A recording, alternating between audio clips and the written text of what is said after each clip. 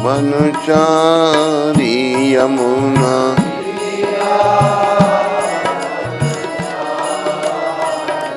यमुना तीरा वनचारी यमुना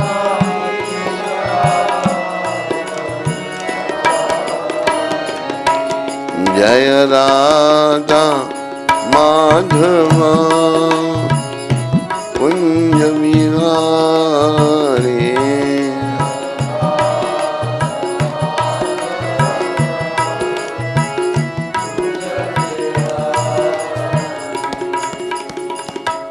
जय ओम विष्णुपाद परमहंस परिव्राजकाचार्य स्तोत्र सचरी श्रृंखला भक्ति वेदांत गोस्वामी महाराज श्रील प्रभुपाद की जय।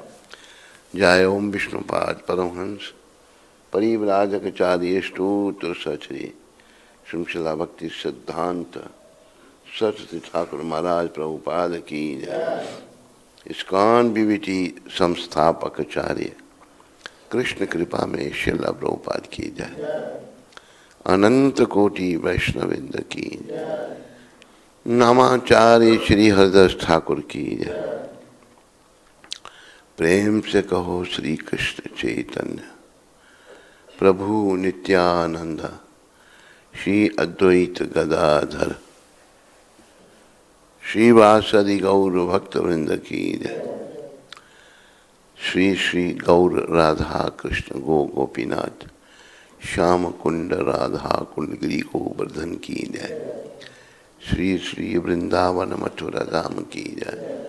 श्री श्री नवदीप द्वारका धाम की जय। श्री धाम मायापुर धाम की जय। श्री श्री यमुनामयी गंगामयी की जय। श्री श्री तुलसी देवी भक्ति देवी की जय। श्री श्री सामवेद भक्त वृंद की जय।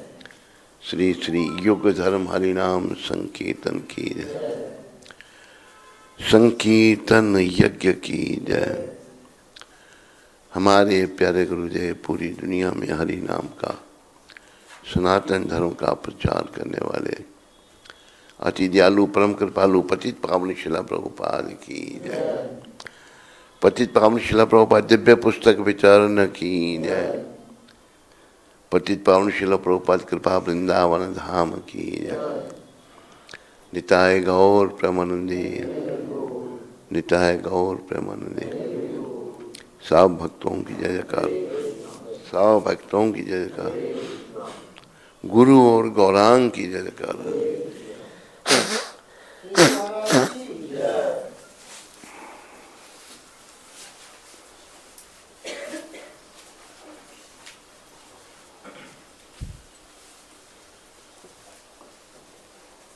मिलकर सभी बोलेंगे नमा ओम विष्णुपदाय कृष्णा पृष्ठाय भूतले श्रीमते भक्ति वेदांत स्वामी ति नामने।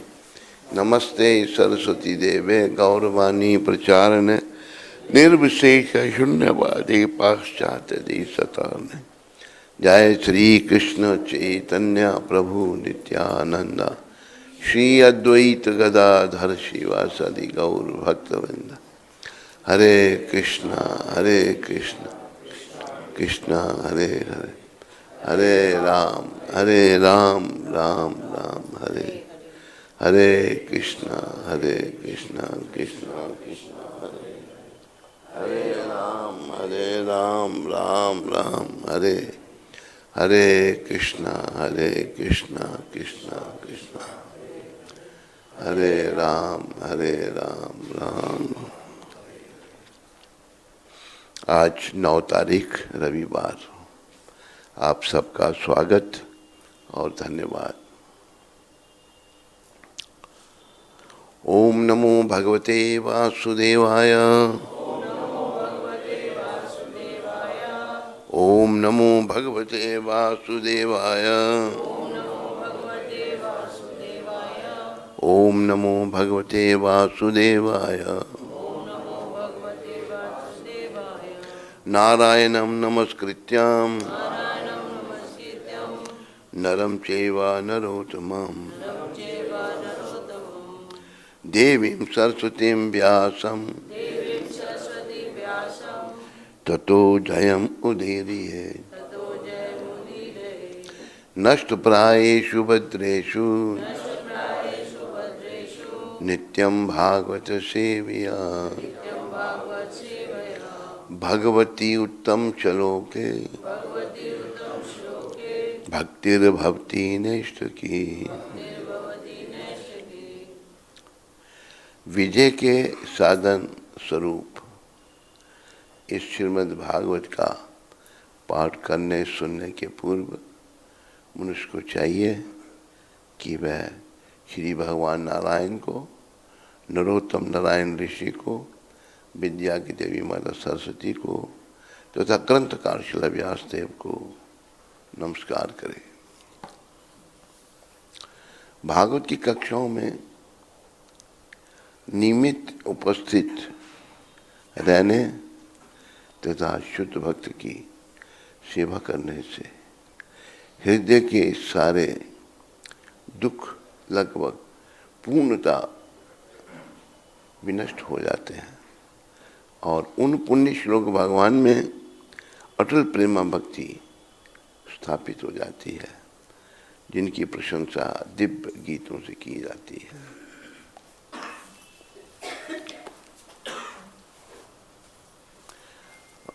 उसमें तो नहीं है कुछ आज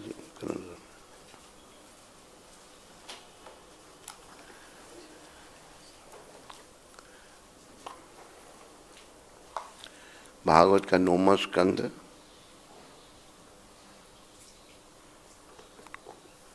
और 10वां अध्याय 8वां श्लोक। आप सभी बोलिए पीछे।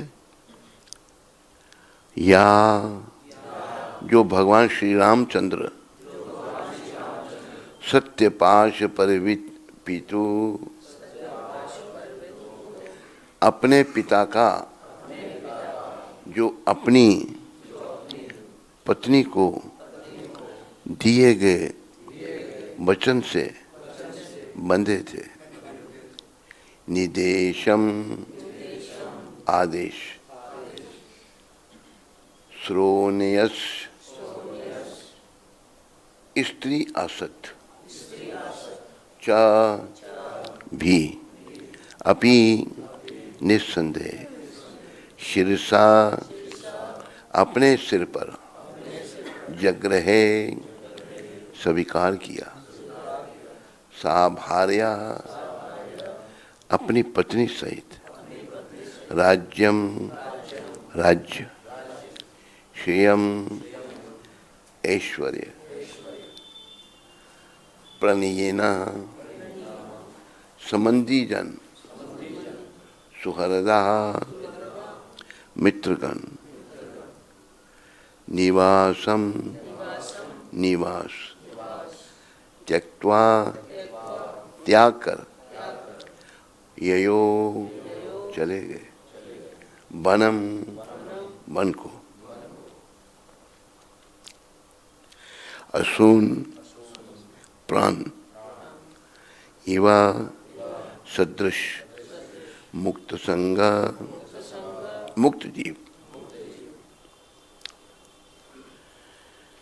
या सत्यपाश परवित पीतुर निदेशम स्त्रियनस्य चापी शिरसा जग्रहे सवार्या राज्यम श्रियम प्रणयेनः सुहृदो निवासम त्यक्त्वा ययो बनम सुनि मुक्त संगा त्यक्त्वा ययो बनम सुनीवा मुक्त संगा। सब मेरे पीछे बोलो। अपने पिता जो कि अपनी पत्नी को दिए वचन से बंधे थे, उनकी आज्ञा का पालन करते हुए भगवान श्री रामचंद्र ने उसी प्रकार अपना राज्य, ऐश्वर्य, मित्र, शुभचिंतक निवास तथा अन्य सभी कुछ त्याग दिया। जिस प्रकार मुक्तात्मा अपना जीवन त्याग देता है, तत्पश्चात वह सीता जंगल में चले गए। तात्पर्य शिला प्रभुपाद जी महाराज द्वारा। महाराज दशरथ की 3 पत्नियां थीं। इनमें से एक कैकेयी ने उनको अपनी सेवाओं से प्रसन्न किया था, अतएव राजा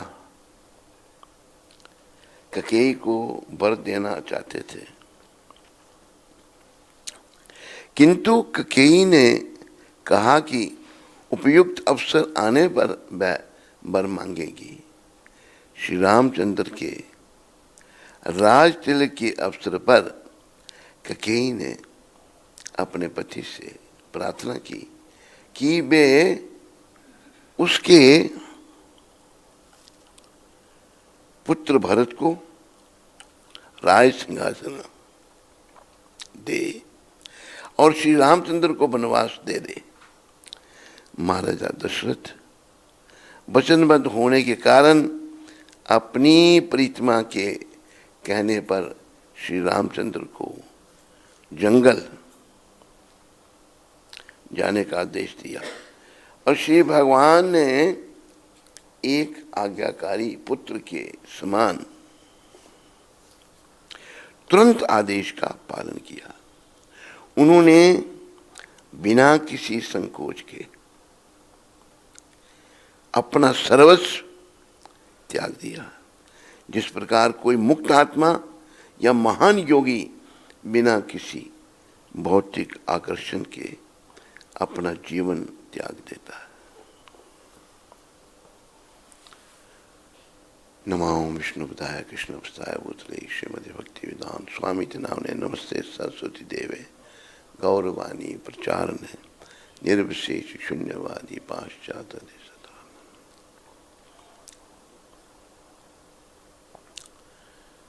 प्रभुपाद की कृपा से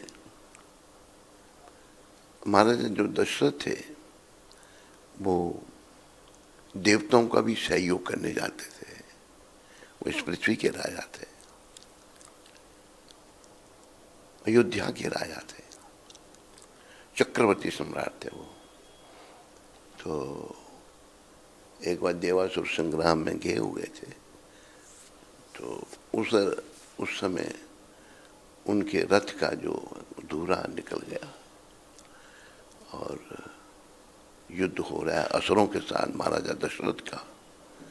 तो कैकेयी ने बड़ी ही क्षमता के साथ अपना हाथ दे के रखा, उसको रोक के रखा।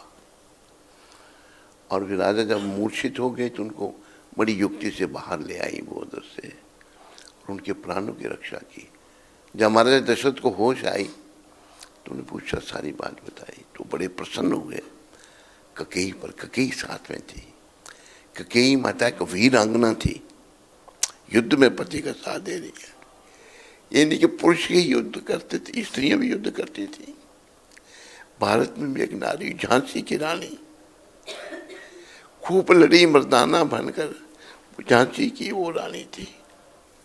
तो बड़ी बड़ी महान स्त्री में बड़ी महान हुई, योद्धा हुई। तो कैकेयी माता भी ऐसी थी। तो महाराजा प्रसन्न हुए, मैं तुम्हें 2 वर देना चाहता हूं, मांगो क्या चाहिए। तो पहले तो कैकेयी ने कहा, मैंने अपने वर की रक्षा की, इसमें आपका क्या उपकार किया मैंने। कि नहीं, तुम्हारी वीरता पर हम प्रसन्न हैं, वर मांगो। तो कैकेयी माता ने उस समय तो कहा, भी नहीं, मेरे ये वर जो आप मुझे 2 वर देना चाहते हैं, द्रोहर के रूप आपके पास रहेंगे, समय आने पे मैं मांगूंगी। असल में सब ये प्रभु की रचना थी, विधि की रचना थी, क्योंकि राम भगवान कुछ कार्य करने के लिए पृथ्वी पर प्रकट हुए थे और राम भगवान को वनवास में जाना था। अगर राम वनवास में ना जाते तो ये सारी घटना ना घटी तो रावण का वध नहीं होता। रावण जो बहुत बड़ा दुष्ट राक्षस था, जिसने गौ ब्राह्मण को बड़ा कष्ट दे रखा था, उसके होने के कारण गौ ब्राह्मण बहुत दुखी थे। तो भगवान गौ ब्राह्मण के रक्षक हैं। तो अभी जब भरत और शत्रुघ्न अपने ननसाल में थे, नाना के घर में थे, पीछे से वो मुहूर्त निकल आया राम राज्य अभिषेक का। तो ऐसा परिस्थिति ऐसी बनी। तो उस समय एक मथुरा नाम की दासी थी कैकेयी की, वो कुटिल प्रकृति की थी, उसकी प्रकृति अच्छी नहीं थी। अब कोई जाकर बाहर बोलो बातें मत करो। मंत्रा कुटिल प्रकृति की थी और उसने जो है कैकेयी बड़ी खुश है राम जी का राज्याभिषेक होने पर। कहते तुम्हें अक्ल नहीं है कुछ भी, ये राजा की चाल है। देखो जो धोखेबाज होता है ना, उसको सभी धोखेबाज दिखाई देते हैं। मंत्रा कुटिल प्रकृति की थी, राजा के मन में तो कुछ ऐसा था नहीं।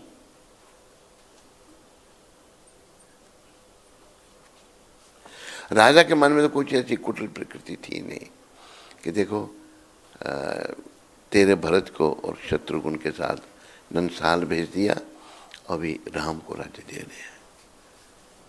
तो कैकेयी ने कहा इसमें क्या खराबी है, राम तो बहुत अच्छे हैं, राज्य उन्हीं को, तुम्हें अक्ल नहीं है। और जब राजा बनेगा तो तू जो है फिर दासी बन जाएगी, कुशल्या की दासी बन जाएगी। उल्टी सीधी बातें कही। तो समय के अनुसार, विधि के अनुसार, विधि का विधान जानिए, ज्ञान हानि लाभ सही है। सीताराम सीताराम सीताराम कहिए, जाहि विधि राखे राम ताहि विधि रहिए। तो कैकेयी जो है वो उसकी बातों में आ गई। तो अच्छा, तो उसने बोला कैसे, क्या करूं फिर मैं। तो बताया कि तुम बस कोप भवन में चली जाओ, राजा तुम्हें मनाने आएगा तो अपने वर मांग लेना दो। ऐसा ही उसने किया। कैकेयी कोप भवन में चली गई। जबकि सारी अयोध्या सज चुकी थी, राम जी का राज्याभिषेक होने जा रहा था। तो दशरथ महाराज के वहां पर, क्या बात, क्या तुम कोप भवन में क्या हुआ, क्या कारण है, क्या चाहिए तुम्हें। तो बड़ी युक्ति से अपने दो वचन मांगे कैकेयी ने। पहले वचन में भारत को राज्य, दूसरे में राम को 14 वर्ष का वनवास। तो भरत अपना दशरथ महाराज कहते हैं ठीक है, मैं राम को राज्य नहीं देता, तेरे भरत को दे देता हूं, पर तू उसे वनवास क्यों भेज रही है। तो मंत्रा ने ये सिखाया था कि अगर राम यहाँ रहेगा, सारी प्रजा उसको चाहती है, तो भरत जो है अपने राज्य की स्थापना नहीं कर पाएगा, क्योंकि जनता जिसे चाहती हो भी उसी को राजा मानती है। तो राज्य की स्थापना नहीं होगी, इसलिए तो वनवास में जब भेज देगी तो बस वनवास लाने के बाद जब आएगा तो जनता की श्रद्धा तेरे में होगी, तेरे पुत्र में होगी, भरत में। कैकेयी ने ऐसा ही किया। तो राम जी का जब दूसरे दिन राज्याभिषेक होना था तो ये सारी घटना घटी, तो हाहाकार मच गया। लेकिन कुटिल मंथरा के कहने पर कैकेयी इतनी अडिग थी, और कैकेयी ने, जैसे पहले भी मैंने आपको सुनाया था, वचन दिया था राम जी को कि 14 वर्ष के लिए उसने वन में भेजेगी। ये बाल्यकाल की घटना है राम जी की। राम जब बाल रूप में थे तो एक दिन बहुत रुदन करने लगे, चुप ना हो। कौशल्या ने चुप कराने का, बेटा क्या चाहिए तुम्हें? भगवान ने कहा कि मुझे ये वचन दो कि तुम मुझे 14 वर्ष के लिए वनवास भेजोगी। कौशल्या माता कहती है, जिसे मैंने इतनी लंबी तपस्या के बाद प्राप्त किया, 28,000 साल तपस्या के बाद जिसकी प्राप्ति हुई, उसे मैं वनवास कैसे भेज सकती हूँ? मना कर दिया। सुमित्रा ने मना कर दिया। ककेई ने जब कहा, राम बेटा क्यों रो रहे हो? मुझे 14 वर्ष तुम वनवास भेजो, तब मैं बड़ा जाऊँ, तब चुप होऊंगा। ककेई जानती थी कौन है। राम जो हैं त्रिलोकीनाथ हैं, भगवान हैं, स्वयं भगवान पृथ्वी पर अवतरित हुए हैं। तो कहा मुझे 14 साल तुम वन में भेजोगी? कहते भेजूंगी। ककेई ने राम जी को कहा बाल रूप में। तब राम जी ने कहा, भगवान चाहे बाल रूप में है या किसी भी रूप में, वो भगवान है। कि तेरे नाम से कोई अपनी बेटी का नाम नहीं रखेगा। कहते कोई बात नहीं, तेरा सुहाग चला जाएगा, कोई बात नहीं। देखो, भगवान को हर प्रकार से प्रसन्न करने में हमें प्रयास करना चाहिए। ये परिवार, ये संसार, ये भौतिक सुख है, ये क्या है? कुछ भी नहीं है, ये तुच्छ है। सब कुछ भगवान के चरणों में समर्पण करना चाहिए। सर्वस्व तुम्हारे चरणे समर्पिया, आपके चरणों प्रभु मैंने सब कुछ सौंप दिया।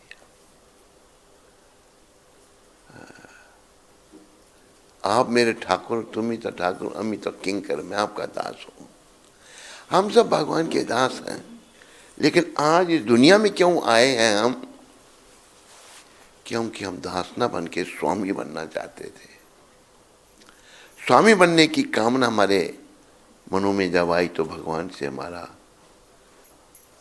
बिछोड़ा हो गया, भगवान से बिछड़ गए हम और इस दुख रूपी संसार में आ गए। अब इस दुख रूपी संसार में आकर के हमारा बस एक ही काम है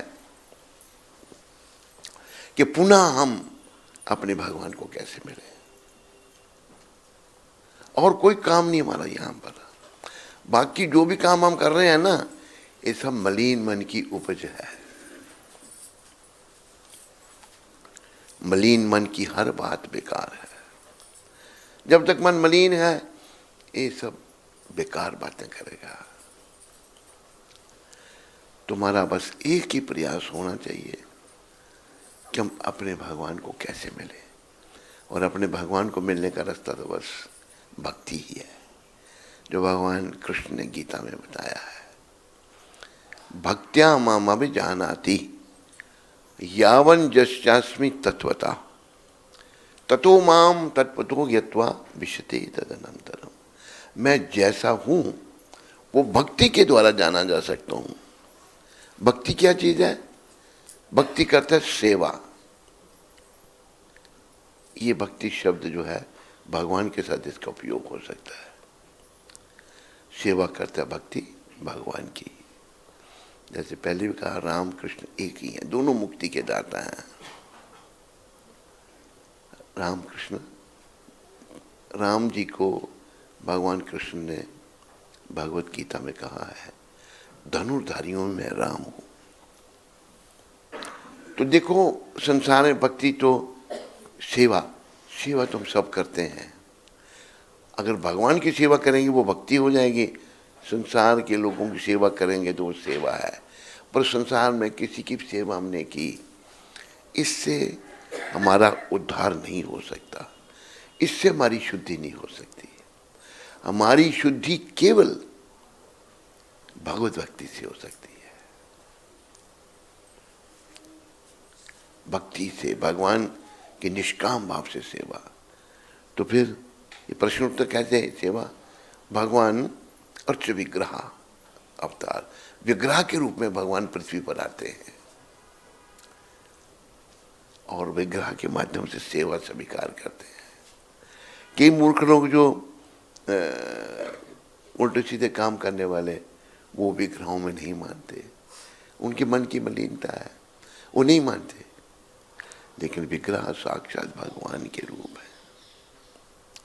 इसी ब्रज से गोपाल भगवान जो हैं उड़ीसा में गए थे साक्षी देने के लिए।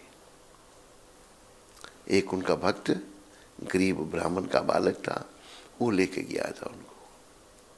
आज उन भगवान का नाम साक्षी गोपाल है। साक्षी गोपाल उड़ीसा में है। तो विग्रह रूप में भगवान सेवा स्वीकार करते हैं। और जो विग्रह को ऐसे पाषाण समझता है, उसकी नारकीय बुद्धि है, उसको घोर नरक में जाना पड़ता है। तो सेवा हमारा धर्म है। तो ककेई ने राम जी को वनवास में भेजा, अपना भर भी, अपना सुहाग भी खो दिया उसने, अपनी ख्याति भी लोग बुरा भला कहने लगे, सब राम जी को प्रसन्न किया। राम जी की ये इच्छा थी। होए सोई जो राम रचि राखा, को करी तर्क बढ़ावे साखा। राम जी ने जो रचा वही होगा, उसी में हमें सहयोग करना चाहिए, ना कि अपने रास्ते में ऐसा करूंगा, मैं ऐसा करूंगी, ना, वो सब मूर्खता है। हम भगवान के हाथों में, उनकी सेवा में निमित्त बने। अभी देखो गीता में राम त्रेता युग में, गीता का गायन द्वापर युग में, इस युग से पहले युग में हुआ। अभी भगवान की इच्छा है कि जो ये धरती असुरों से भर गई है, जो बेकार के राजा जरासंध था, उधर से कंस था, अनेकों ऐसे दुष्ट थे जो जनता का शोषण कर रहे थे। वो कौन सा राजा था वो, जिसने कितने हजार राजाओं को बंदी बना रखा था, जरासंध। तो वो जो राजा बंदी बनाए गए थे, उन्होंने प्रार्थना की थी भगवान से, प्रभु उनकी बुरी हालत कर रखी थी, उसने बंदी बना के उनको रखा है। प्रार्थना की थी भगवान की,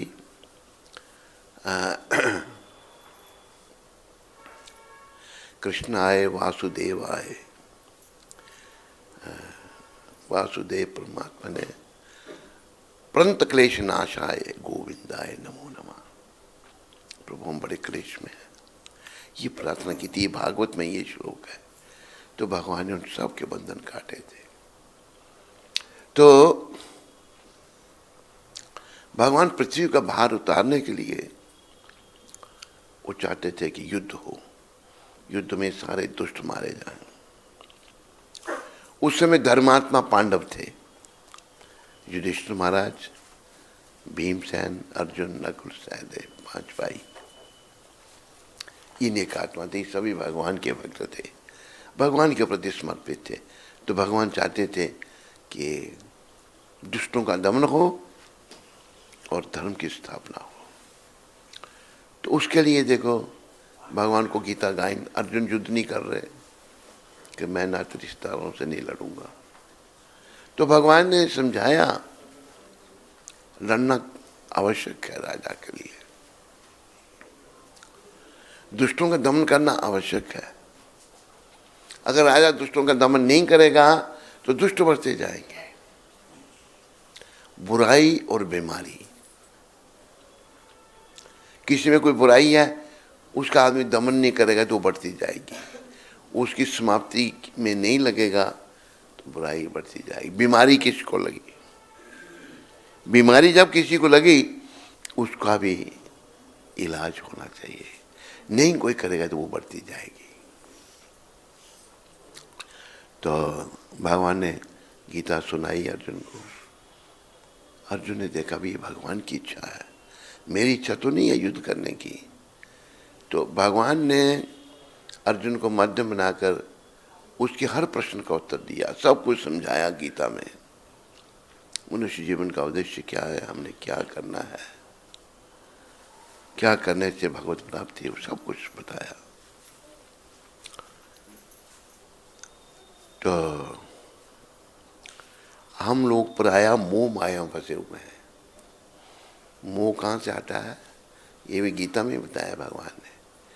काम ईशा क्रोध ईशा रजोगुण समुद्भवा महाचनो महात्मात्मा विधि एनम की बैरिनम।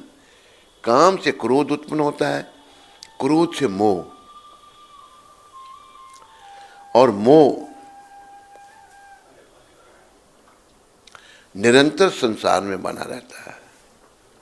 कृपया सब मोबाइलों को ऑफ करके रखिए या साइलेंट मोड पे रखिए। तो मोह निरंतर संसार में बना रहता है।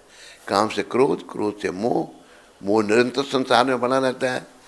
फिर लोभ उत्पन्न होता है, फिर अहंकार, अहंकारी जीव पागल हो जाता है। तो भगवान समझा रहे हैं,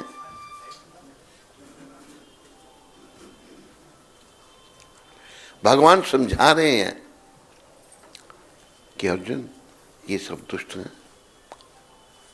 तुम इनका दमन करो। अगर तुम नहीं करते हो तुम भी दोषी हो, फिर तुम्हें भी दोष लगेगा। तो सारी गीता सुनने के बाद भगवान ने क्या कहा आखिरी में 18वें अध्याय में, इति ते ज्ञानम आख्यातम भूयाद भूयतरम मया विमृश्येतत् शेषेन यथेच्छसि तथा कुरु। अर्जुन, गीता का परम गोपनीय ज्ञान मैंने तेरे को दे दिया, अब जैसी तेरी इच्छा तू वैसा कर। भगवान जबरदस्ती नहीं करते किसी से, हम स्वतंत्र हैं कर्म करने में। जैसा बोएंगे वैसा काटना पड़ेगा। अर्जुन ने क्या कहा? अर्जुन ने कहा नष्ट मोहा स्मृति लब्ध्वा त्वत्प्रसादात् मे अच्युता स्थितोऽस्मि गतसंदेहा करसे वचनम तवा। मेरा मोह नष्ट हो गया प्रभु, मेरी स्मृति वापस आ गई आपकी कृपा से। तत्प्रसादात् मे, आपकी कृपा से। स्थित उसमें मैं ठीक तरह से स्थित हूं अभी।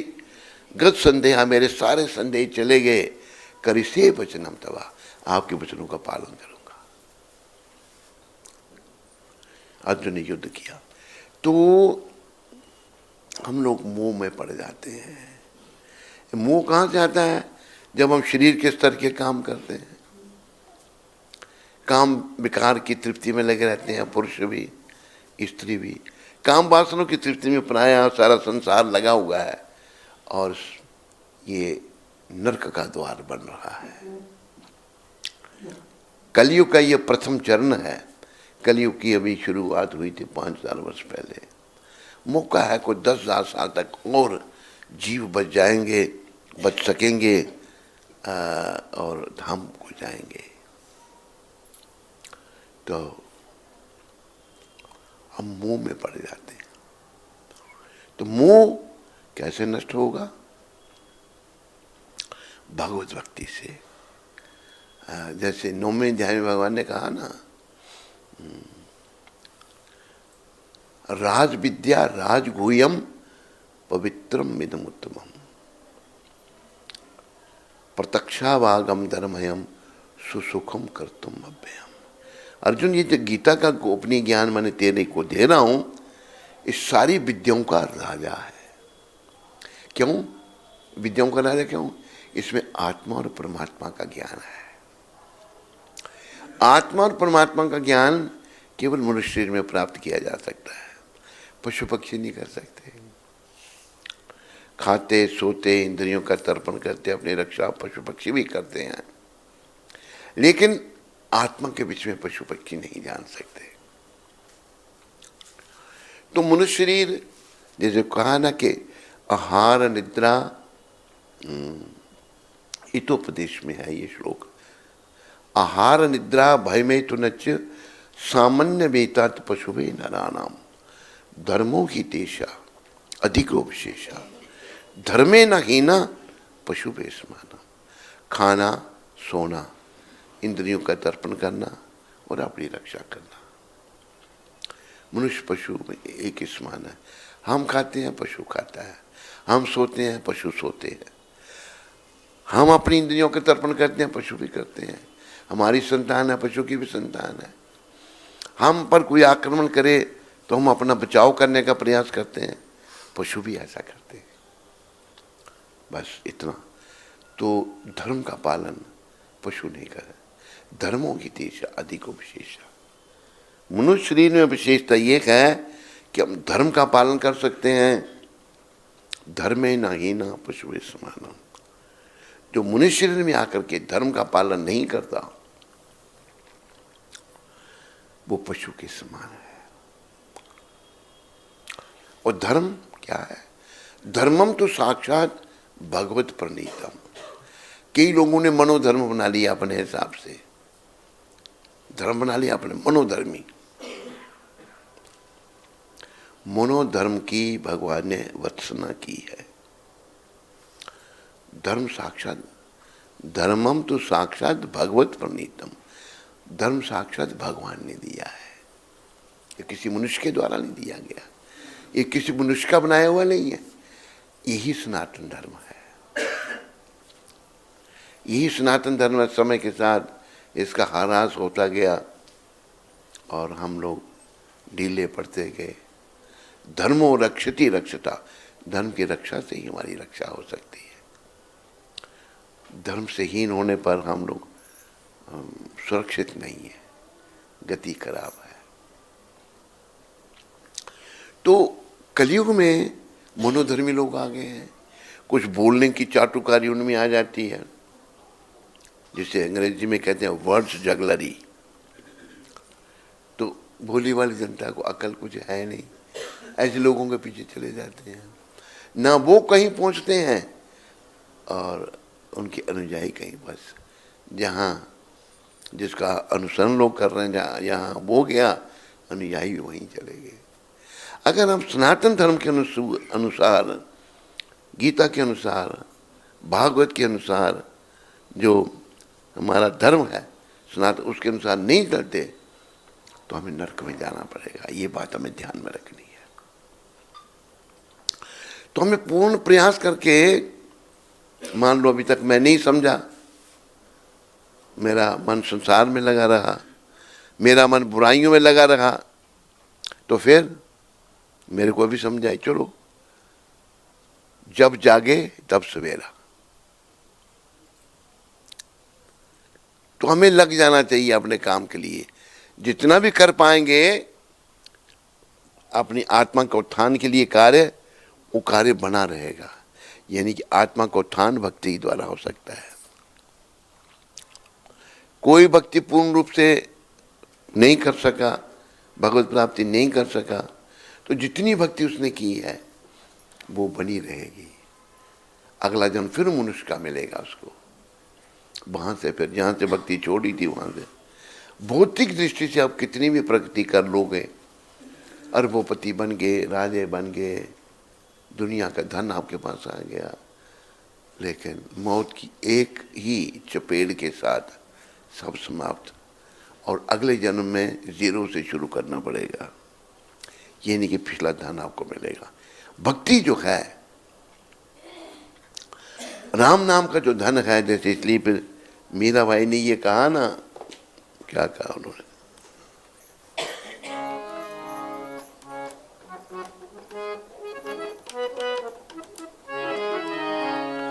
पायो जी मैंने राम रतन धन पायो पायो,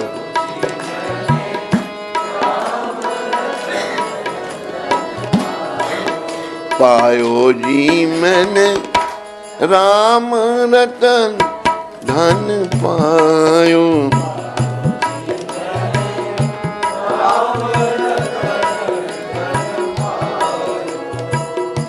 वस्तु अमोलक दी मेरे सतगुरु,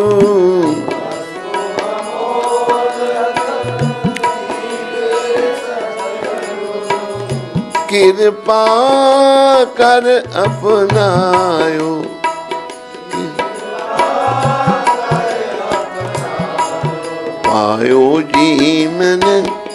राम रतन धन पायो।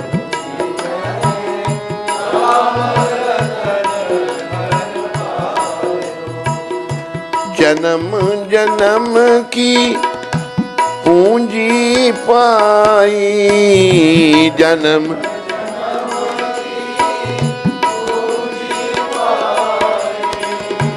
जग में सभी घुमायो,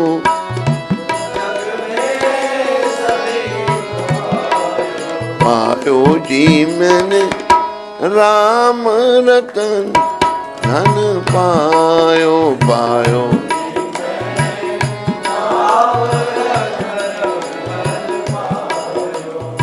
राम रतन धन जब मिल गया, ये कैसा धन है मीरा माता बता रही हैं।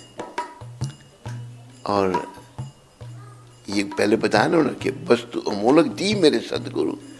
जो गुरु से नाम मिलता है, गुरु भी परंपरा में होना चाहिए, सदगुरु होना चाहिए, पखंडी नहीं होना चाहिए। कलयुग में पखंड बहुत है और पखंड के पीछे लोग चल पड़ते हैं। टिड्डी दल की तरह मिलेगा कुछ नहीं, टिड्डी दल सब विनाश हो जाता है उसका।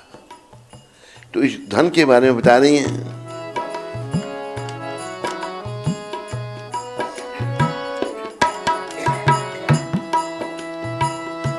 खर्चे न कूटे चोर न लेवे, खर्चे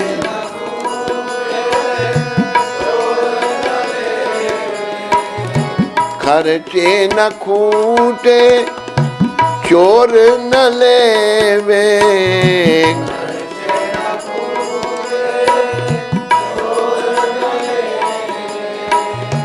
दिन दिन बढ़त सवायो,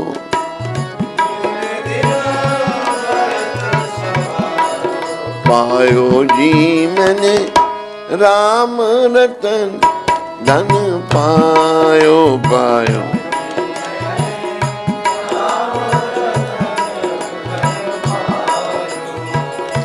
सत की नाव खवेटिया सतगुरु,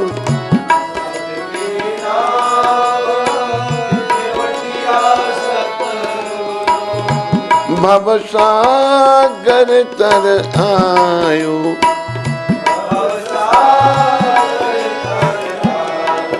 पायो जी मैंने राम रतन धन पायो पायो।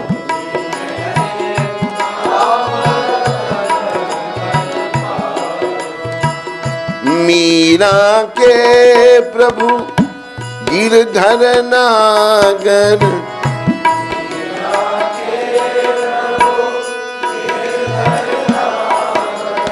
गिरधर नागर, मीरा के प्रभु गिरधर नागर,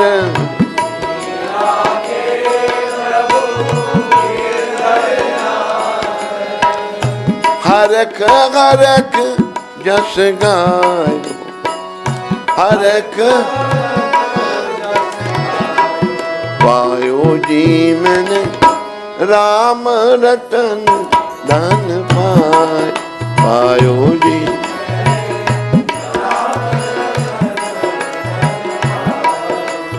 श्री राम जय जय राम,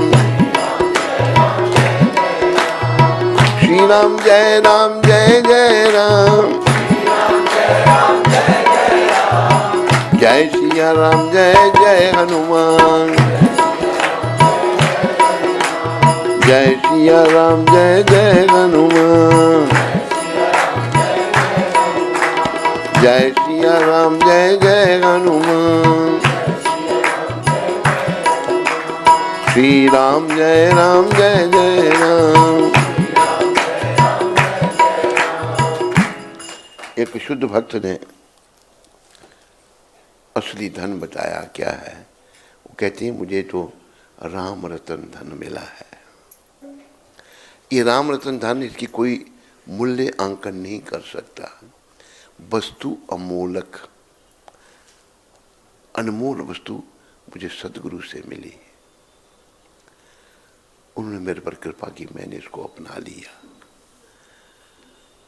बाकी तो जन्म जन्म की पूंजी पाई, जग में सब खुआयो। कई जन्मों का मैंने पुण्य से आदमी को सुख भी मिलता है, भौतिक सुख सब क्षणिक है, थोड़े सब जग में सब खुआ दिया मैंने। और ये जो धन कैसा है, खर्चे ना खूटे। ये राम रतन धन खर्चने से समाप्त नहीं होता। चोर ना ले, इसको चोर भी नहीं लेते। दिन दिन बढ़ते स्वभाव भी बढ़ता जाता है। तो असली धन कहा है ना कि हम लोग तो नाम धन का खजाना बढ़ाते चलो, कृष्ण गोविंद गोपाल गाते चलो। हमें नाम धन का खजाना बढ़ाना है, लेकिन करते क्या हम, भौतिक धन का खजाना बढ़ाते हैं। जैसे मैंने एक बार बात सुनाई थी, जम्मू में एक हलवाई था, उसका कोई आगे पीछे कोई नहीं था। तो जब मर गया तो फिर गवर्नमेंट मालिक बन जाती है, जिसका कोई है ही नहीं। आई तो उसका जब सामान देखा गया, पुरानी बात है बड़ी, जब हम छोटे छोटे थे तब ये बात। वहाँ पर उसकी अलमारी में उस समय 6 लाख के नोट मिले, जिसमें कि 2-3 लाख के नोटों को दीमक खा गई थी, और नोट उससे मिले। और जमा करके रख दिया, किस लिए? मोह, किस काम? दीमक को खिलाने के लिए। तो ये जो धन है, भगवान के नाम का धन असली धन है। खर्चे ना खूटे। नकली धन को इकट्ठा करने में हम लगे हुए हैं, और ये कुछ काम आता ही नहीं है। हाँ, राम नाम का धन एकत्रित कैसे होगा? जब भाव से हम भगवान का नाम लेंगे। हरे कृष्ण कृष्ण हरे राम। देखो, असली धन भी संचित तभी होगा जब भाव से उसको लिया जाएगा। भाव से जब नाम जपा जाएगा ना, तो वो धन संचित हो जाएगा। अगर भाव से नहीं जपा मैंने, सुबह रोज कहते हैं कि बहु जन्म करे यदि श्रवण कीर्तन, तबु तन पाए कृष्ण पदे प्रेमंदन। अगर कोई बहुत जन्म तक कृष्ण नाम का जप कीर्तन करता रहे, अगर वो भाव से नहीं लेता या अपराध करता है, वो धन जो है समाप्त हो जाता और नहीं टिकता। भाव से लिया हुआ धन जमा होगा। ये भी एक बात हमने ध्यान में रखनी है। मीरा जी जो नाम लेती थी, भाव से लेती थी। मीरा जी हर समय नाम जपती रहती थी। वो पग घुंघरू बांध मीरा नाची रे, लोग कहें मीरा भई रे बामरी। लोग कहते हैं पागल हो गई है। क्यों? पागलों को पागल दिखते हैं। लोग पागल है धन के पीछे, भौतिक सुखों के पीछे। मीरा पागल थी भगवान के पीछे। वो अपना पागलपन जो है हमसे ही है, जो नकली धन इकट्ठा कर रहे हैं, लेकिन ये पागल है क्योंकि वो असली धन इकट्ठा कर रही है। लोग कहें मीरा भई रे बामरी, सास कहे कुल नासी रे। सास कहिए कुल का नाश कर रही है। हम राजे हैं, और ये क्या नाचती है पागलों की तरह। ये धन खर्चे ना खूटे, चोर ना लेवे, दिन दिन बढ़ते सब आयो, ये बढ़ता है।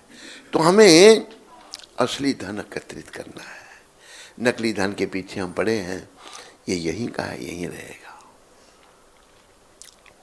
कई राजे महाराजे करोड़ों की संपत्ति छोड़ के जमीन में दफना गई, छोड़ गई संपत्ति।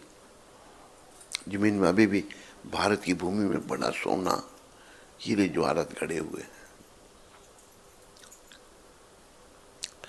भारत की एक जो रानी थी, महारानी, वो जब राज्य कर रही थी, राजस्थान में पता नहीं कहाँ पर अरबों की संपत्ति निकली तो उसने रातों रात गायब करवा दी थी। पत्नी साथ ले जाने के लिए रानी साहिबा भी चली गई, उस संपत्ति को क्या किया कोई पता नहीं, विदेशों में भेज दीजिए क्या किया। हम भौतिक वस्तुओं से मोहग्रस्त हो जाते हैं। जब तक हमारे अंतरात्मा की शुद्धि नहीं होती भगवान के नाम सिमरन के द्वारा, भागवत भक्ति के द्वारा, तो हम लोग मोहग्रस्त रहते हैं। मोह काम से क्रोध, क्रोध से मोह, मोह निरंतर संसार बना रहता है। मोह से लोभ, लोभ से अहंकार आ जाता है, और जब अहंकार आ गया, अहंकारे मत होइया, अहंकारी जीव पागल हो जाता है। चाहे वो कोई भी है, किसी भी चीज का अहंकार किसी को होगा नहीं, वो पतन की ओर गया नहीं, लेकिन जीव नहीं समझता। तो हमें इस अहंकार से बचने के लिए अपनी शुद्धि करना ही है, अपना शुद्धिकरण करना है। शुद्धि न सत्ता, प्रभुपाद कहते थे अपनी सत्ता को शुद्ध करना है। भागवत में ये श्लोक ऋषि भगवान ने कहा है, अपने 100 पुत्रों को ज्ञान दे रहे हैं ऋषि भगवान। नायम देख देख भाजान नर लोके, कष्टान काम हरते बिड़ बुझाम जे, तपो दिव्यम पुत्र का ये न सत्यम, शुद्ध ये समाज ब्रह्म सौख्यम तवंतम। अपने 100 पुत्रों को ज्ञान दे रहे हैं ऋषि भगवान। वो अवतार थे। ऋषि भगवान से ही जैन मत भी वहीं से शुरू हुआ। जैनियों के पहले जो तीर्थंकर ऋषि भगवान को माना, पर ऋषि अवतार थे, उनकी कथा भागवत में है। तो ऋषि भगवान ने कहा कि 100 पुत्रों को अभी आखिरी ज्ञान देने, वो रिटायर हो गए। बड़े पुत्र महाराजा भरत को राज्य सौंप दिया, अभी वन में जा रहे हैं हम लोगों की शिक्षा देने के लिए कि संसार से, राज्य से, परिवार से चिपके नहीं रहना, मन में विराग उत्पन्न करना है, क्योंकि संसार छोड़ना है, पुरुष को भी छोड़ना है, स्त्री को भी छोड़ना है, सबको छोड़ना है। तो भगवान ने कहा, ही मेरे पुत्रों, नायम देख देख भाजान नर लोके, कष्टान काम करते बिड़ बुझाम जे। ये मनुष्य शरीर जो है ना, तपो दिव्यम, तपस्या के लिए मिला है। तपस्या आध्यात्मिक पथ में प्रगति के लिए हम जो कष्ट उठाते हैं वो तपस्या है। जैसे सुबह उठ जाना, नहाना, भजन करना। सुबह के समय जो है बड़ी अच्छी नींद आती है हमको, है रात को चाहे नहीं सो, सुबह के समय नींद आएगी, लेकिन नहीं, त्याग करना है उसका, उठ जाना है, उठकर भजन करना है।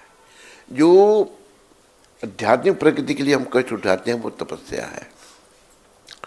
तो ऋषि भगवान कहते हैं ये मनुष्य शरीर जो है इंद्रियों के तर्पण के लिए नहीं मिला। जो बिड़बुजाम कहते हैं सुअर और कुत्ता, सुअर कुत्ता दोनों गंदगी खाने वाले पशु हैं, जिस मल का हम त्याग करते हैं वो खा जाते हैं। ये तो भगवान ऋषभदेव कह रहे हैं ये जो इंद्रियों का तर्पण है मेरे पुत्रों, ये तो सुअर कुत्ते को भी उपलब्ध है, गंदगी खाने वाले पशुओं को भी उपलब्ध है। ये मनुष्य शरीर तपो दिव्य तपस्या के लिए है। तपस्या करके भक्ति की अवस्था प्राप्त करके भगवान को पाने के लिए है, ना कि सुअर कुत्ते की तरह इंद्रियों के तर्पण में हमने लगना है। नायम देख देख भाजा न लोके, कष्टान काम हरते बिड़ बुझाम जे, तपो दिव्यम पुत्र का ये न सत्यम, शुद्ध ये समाज ब्रह्म सौख्यम तवंतम। जब शुद्धि होगी तो आपको ब्रह्मानंद की प्राप्ति होगी। ब्रह्मानंद ऐसा है जो इंद्रियों के तरफ से सुख मिलता है, थोड़े समय के सुख लिए सुख और परिणाम में दुख।